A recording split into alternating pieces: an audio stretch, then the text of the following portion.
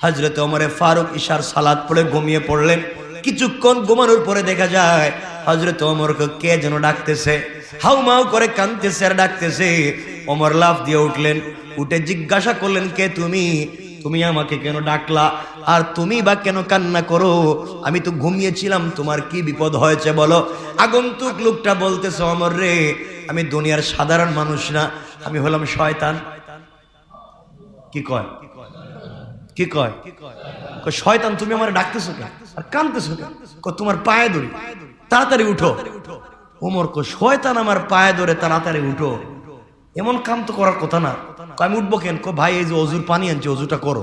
আল্লাহর পয়গম্বরের প্রিয় সাহাবী খলিফাতুল মুসলিমিন আমিরুল মুমিনিন হযরতে ওমর ফারুক রাদিয়াল্লাহু তাআলা আনহু, তার জিন্দেগিতে মুসলমান হওয়ার পরে তার জিন্দেগিতে কোনোদিন তাহাজ্জুদের সালাত কাজা হয়ে যায় নাই।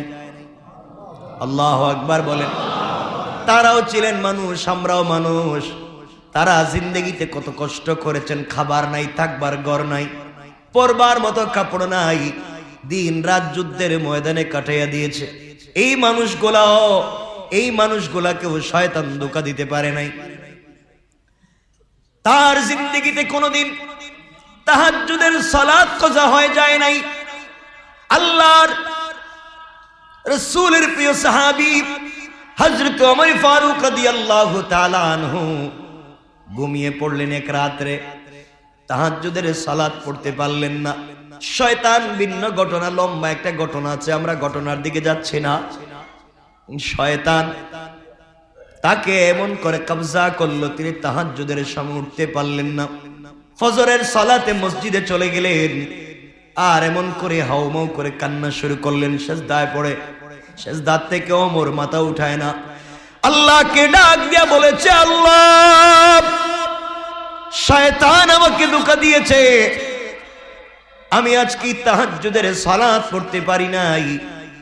মুসলমান হওয়ার পরে তোমার কাছে হিসাব যখন দেওয়া হবে কিয়ামতের ময়দানে, আল্লাহ, আমার যদি এমন একটা রাত যায় যেই রাত্র তাহাজ্জুদ শূন্য ছিল, আমি রাসূলের কাছে কেমনে মুখ দেখাবো? ও মুসলমান বন্ধুগণ, তারা এক রাত্র তাহাজ্জুদ ছুটে যায়, রাত খালি হয়ে যায়, আল্লাহর রাসূলের সামনে কেমনে মুখ দেখাবেন তা নিয়ে লজ্জা পায়। আর তোমার আমার আমলনামায় একটা রাত্রেও তাহাজ্জুদের নামাজ নাই। যেই বেচারা রমজান পাওয়ার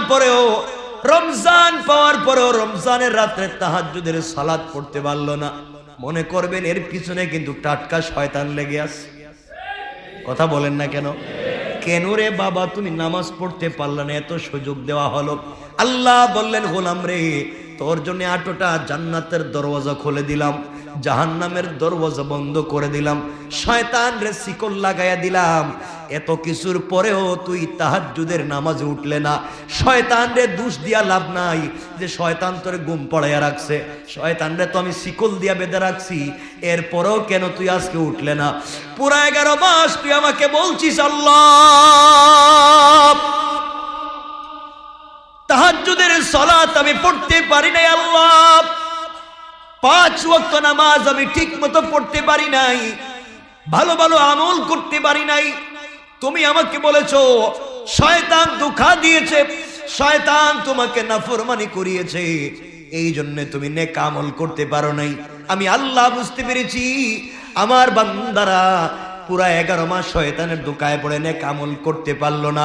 এই জন্য আমি আল্লাহ সিদ্ধান্ত নিয়েছি, রমজানে জাহান্নামের দরওয়াজা বন্ধ করে রাখবো।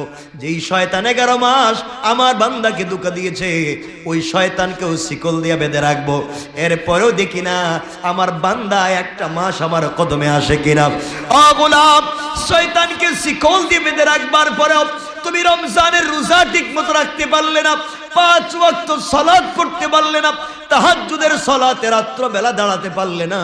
বুঝতে পেরেছি শয়তান রে দোষ দিয়া লাভ নাই, আসলে আমি আল্লাহ বুঝতে পেরেছি তুমি হয়ে গেছো একটা শয়তান। ঠিক কিনা?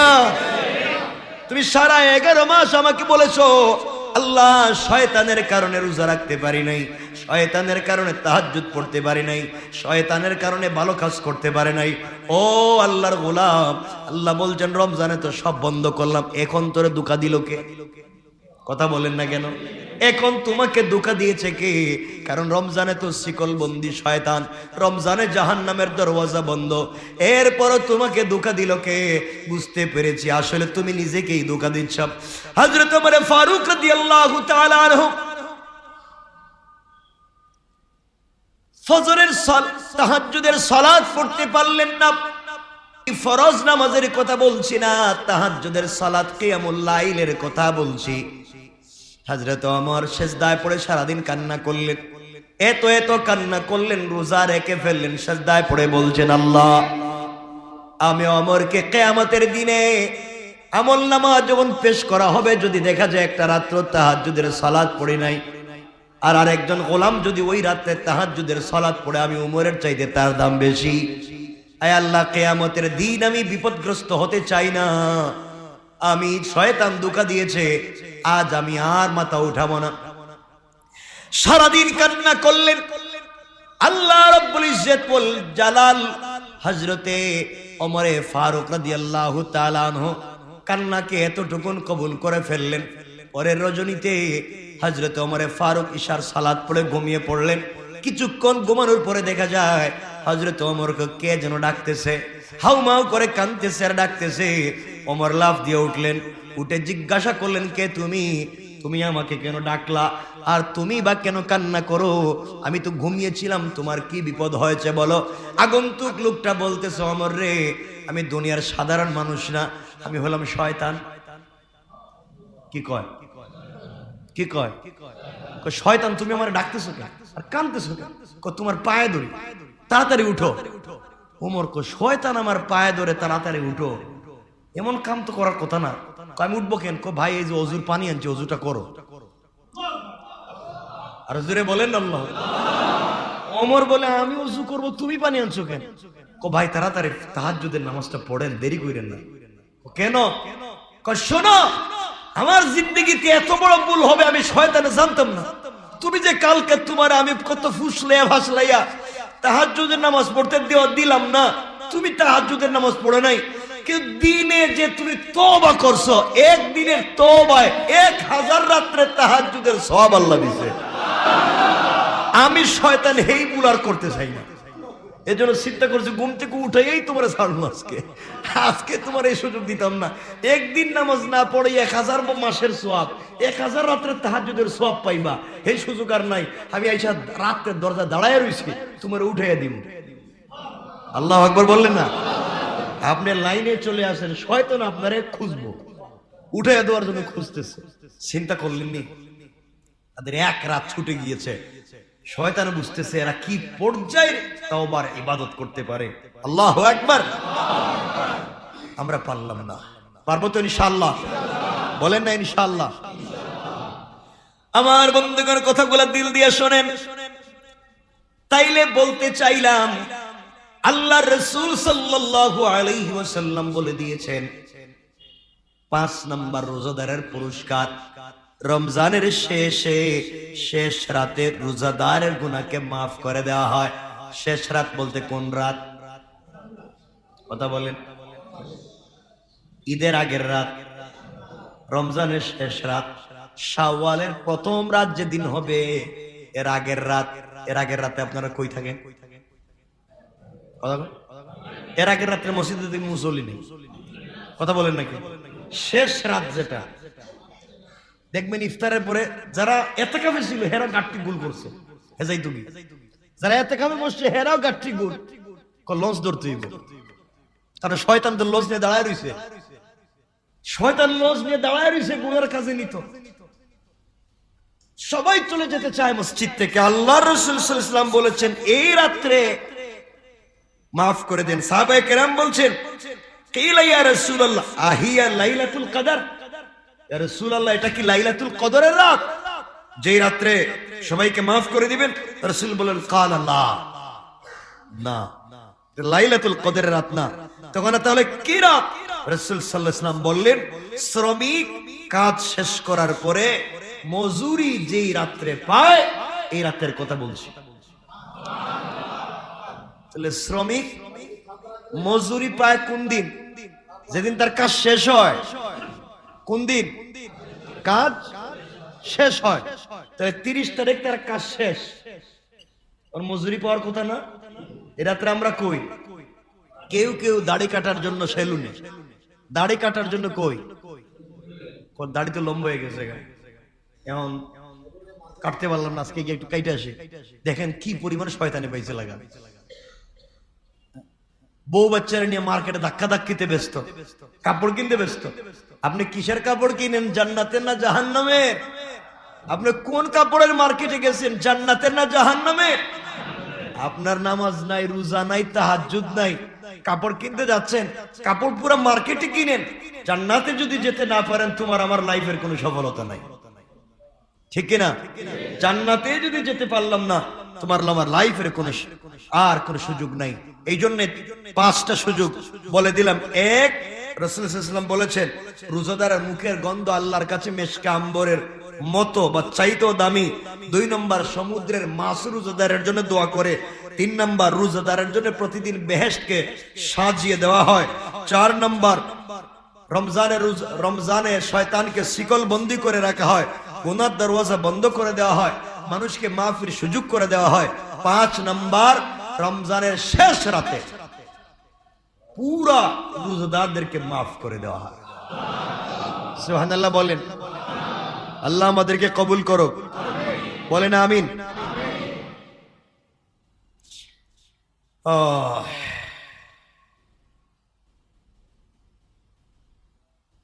বুঝা গেল শয়তান আমাদেরকে ধোঁকা যাই দেয়, আমাদেরকে ধোঁকা দেয় আমাদের ভিতরে শয়তান নফস। কে দেয়? শয়তানকে যখন আল্লাহ জান্নাত থেকে বিতাড়িত করে দিয়েছিলেন, শয়তান যখন জান্নাত থেকে বের হয়ে গিয়েছিল, আল্লাহকে বলেছিল, ক্বালা ফাবিইজ্জাতিকা লাউগবিয়ান্নাহুম আজমাইন ইল্লা ইবাদাকা মিনহুমুল মুখলাসিন। শয়তান বলছিল, আল্লাহ তোমার জাতের কসম, শয়তান বলছে, আল্লাহ তোমার জাতের কসম, আমি তোমার সকল গোলামকেই গুনাহ করাইয়া ছাড়বো। কে বলছে? কে বলছে? শয়তান আল্লাহকে বলছে, তোমাকে চ্যালেঞ্জ, আমি তোমার সব বনি আদমকে গুনাহ করাবো। আল্লাহ বলেন, পারলে করাইস। গোলাম আমার 100 বছর গুনাহ করার পরেও যদি আমার কাছে ফিরে আসে, আমি মাফ করে দেব। 11 মাস গুনাহ করার পরেও রমজানের শেষ রাতে মাফ চাইলেও ক্ষমা করে দিব। তুই কি গুনাহ করাইবি? তুই কি গুনাহ করাইবি? বান্দা আমার গুনাহ করলে আমার সাথে নাফরমানি, আমার বান্দারা যত ভুল পথেই নে, আমার বান্দা যখন ফিরে আসবে আমি মাফ করে দিব। সে বলছে, ইল্লা ইবাদাকা মিনহুমুল মুখলাসিন, আল্লাহ কিন্তু তোমার একনিষ্ঠ বান্দা যারা হবে এদেরকে আমি আর ধোঁকা দিতে পারবো না। সুবহানাল্লাহ বললেন না? তাহলে আমরা আল্লাহর গোলাম হবে, একনিষ্ঠ বান্দা হবে ইনশাআল্লাহ। বলেন, বলেন ইনশাআল্লাহ। সুতরাং আল্লাহ মাফ করবেন কখন? রমজানের, দেখেন প্রত্যেক রাতের মাফ করেন, প্রত্যেক 10 দিনের শেষ রাত্রে মাফ করেন, প্রত্যেক রমজানের জুমাবারে মাফ করেন, আসর মাগরিবের মাঝখানে মাফ করেন, ইফতারে মাফ করেন, সেহরিতে মাফ করেন, তারাবিহে মাফ করেন। এত এত মাফ পাওয়ার পরেও যদি মাফ না পাই, শেষ 10 দিন দিলেন, এই 10 রাত্রেও মাফ না পাই, শবে কদর দিলেন, তাও যদি মাফ না পাই, আল্লাহ বলতেন দিলাম তোর শেষ রাত, এই রাত্রেও যদি মাফ না পাই, বুঝেন আপনি আমি কত নম্বরের শয়তান। কথা বলেন না কেন? কথা বলেন না কেন? চিন্তা করেন, এরপরও যদি মাফ না পাই, আপনার চিন্তা করেন আমরা কোন পর্যায়ে পৌঁছে গেছি। নিজের বিবেককে জিজ্ঞাসা করেন, যদি মাফ না পাই, এত সুযোগের পরে প্রত্যেকটা সেকেন্ডে সুযোগ, প্রত্যেকটা মিনিটে সুযোগ, প্রত্যেকটা রাতে সুযোগ, প্রত্যেকটা দিনে সুযোগ, এরপরে মাফ পাইলাম না, কি পরিমাণ গুনাহ আছে আমার আপনার লাইফ। আল্লাহ তুমি আমাদেরকে মাফ করো, জোরে বলেন আমিন। এত কথা বলেন আল্লাহ, এরপরে বলছেন বান্দা জানিস না তুই? এরপর এত কথা তো বললাম, এরপর আল্লাহ বলছেন বান্দা আমি তিন দল মানুষের দোয়া কবুল করবই। সুবহানাল্লাহ বলেন। তিন দল মানুষের দোয়া কবুল করবই, তুই টেনশন করিস না। রাসূল সাল্লাল্লাহু আলাইহি ওয়াসাল্লাম বললেন, আল্লাহ রাসূল বললেন সালাসাতুল্লাহ তুরাদ্দু দাওয়াতুহুম আস-সাইমু হাত্তা ইফতির ওয়াল ইমামুল আদিলু ওয়াদ দাওয়াতুল মাজলুম। আল্লাহ রাসূল সাল্লাল্লাহু আলাইহি ওয়াসাল্লাম বললেন তিন প্রকার মানুষের দোয়াকে আল্লাহ কোনোদিন ফিরিয়ে দেন না। সে যে অবস্থায় দোয়া করুক না কেন তার দোয়া কবুল হয়ে যায়। এক নাম্বার হলো আস-সাইমু হাত্তা ইফতির, রোজাদার যতক্ষণ না সে ইফতার করেছে তার দোয়া আল্লাহ তাআলা কবুল করেন। পড়েন সুবহানাল্লাহ। কার দোয়া? সবাই বলেন না। ইফতারের পরে রোজাদার থাকে, কথা বলেন। ইফতারের পরে রোজাদার থাকে? রোজাদার থাকে না। তাহলে আল্লাহ রাসূল বলছেন আস-সাইম হাত্তা ইফতির, যতক্ষণ না সে ইফতার না করে, রোজা না ভাঙে, তার দোয়া কবুল। এখন আমরা কি সবাই রোজা খাই আসছি না রেখে আসছি? সবাই বলেন না। আমরা যারা আসছি আমরা কি রোজাদার? রোজা আছে? আমরা রোজা আছি? কথা বলেন। আল্লাহর রাসূল বলছেন রোজাদারের দোয়া কবুল করেন ইফতারের আগে। এখন আমরা যে বসে আছি ইফতারের আগে না পরে? দোয়া কবুল হবে? বলেন হবে? ইনশাআল্লাহ বলেন। বলেন ইনশাআল্লাহ। কবুল হবে ইনশাআল্লাহ। রাসূলের হাদিস সত্য না হয় মিথ্যা, হয় সত্য না হয় মিথ্যা। যদি কবুল নাই হয় তাহলে হাদিস মিথ্যা, পুরা দুনিয়া মিথ্যা হতে পারে, রাসূলের একটা শব্দ মিথ্যা হতে পারে। রাসূল বলছেন আস-সাইম হাত্তা ইফতির, রোজাদার যতক্ষণ পর্যন্ত ইফতার না করে তার দোয়া কবুল। আমরা সব রোজাদার, আমরা সবাই গুনাহগার হতে পারি। এখানে যে কেউ ভালো মানুষ আল্লাহর কাছে থাকতে পারে, তার দোয়াকে আল্লাহ কবুল করে তোমাকে আমাকে মাফ করেও দিতে পারে। পারে না? রোজাদারের দোয়া আল্লাহ কবুল করে। আমাদের কি সুযোগ! এজন্য আমি আপনাদের কাছে দোয়া চাই, আপনারা আমার জন্য দোয়া করবেন। আপনারা তো রোজাদার, তাহলে কবুল হয়ে যেতে বলে, এজন্য আপনারা দোয়া করবেন তো ইনশাআল্লাহ। আমার জন্য দোয়া করবেন। আপনারা সবাই রোজাদার, কারণ রোজাদারের দোয়া আল্লাহ কবুল করে। সাহাবায়ে কেরাম যখন কাউরিদের দোয়া করাইতেন, বা আগেকার মুসলমানেরা কাউরে দিয়ে যে দোয়া করাইতেন, বিপদে পড়ে গেছেন, দোয়ার দরকার, খুঁজতেন এলাকায় কে আজকে রোজা রাখছে, এলাকায় আজকে কে রোজা রাখছে। কারণ আল্লাহর রাসূল বলছেন আস-সাইম হাত্তা ইফতির, রোজাদারের দোয়া কবুল করবেন ইফতারের আগে। রোজাদার কে আছে এর 500 টাকা দেয়া হইলেও বলতেন বাবা তুই আমার জন্য একটু দোয়া কর। আর আমরা ঘটনা কি? এত সুযোগ আছে আমাদের, আমরা দোয়া করি না। আল্লাহ আমাদেরকে কবুল করুক। 2 নাম্বার নবীজি বলেছেন ওয়াল ইমামুল আদিল, ন্যায় পরায়ণ বিচারক যিনি হবেন তার দোয়াকেও আল্লাহ কবুল করবেন। কি বিচার?